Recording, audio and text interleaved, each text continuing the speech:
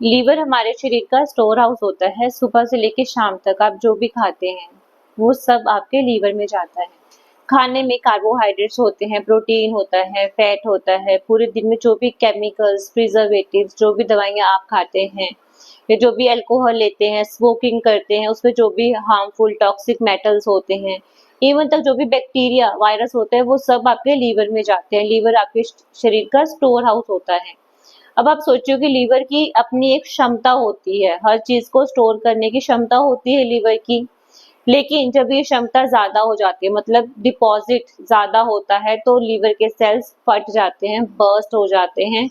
और जब वो सेल फटता है तो लीवर के अंदर जो भी चीजें होती है वो आसपास स्प्रेड हो जाती हैं, फैल जाती हैं और चारों तरफ वहां पर सूजन शुरू हो जाती है, लीवर में इन्फ्लेमेशन हो जाती है, लीवर में स्वेलिंग हो जाती है, जिसको कि हम हेपेटाइटिस बोलते हैं।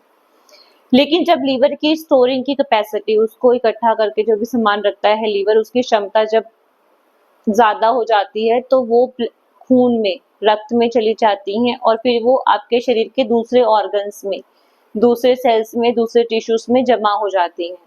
फिर आप लोग बोलते हैं कि मैम गांठ हो गई है, सिस्ट हो गया है, ट्यूमर हो गया है, फाइब्रॉइड हो गया है, पथरी हो गई है, स्टोन्स हो गए हैं।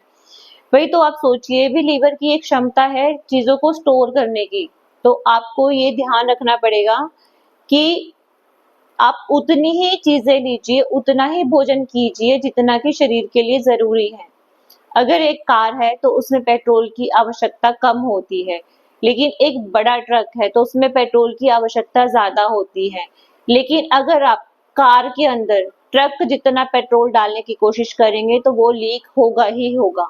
तो यही चीज हमारे शरीर के साथ होती है, जरूरत से ज्यादा खाना खाते हैं और जरूरत से ज्यादा दवाइयां भी लेते हैं। जरा सा कुछ हुआ नहीं, पैरासीटामोल ले लिया, जरा सा बुखार हुआ, क्रोसिन ले ली, जरा सा कोई इन्फेक्शन हो गया तो एंटीबायोटिक्स ले ली।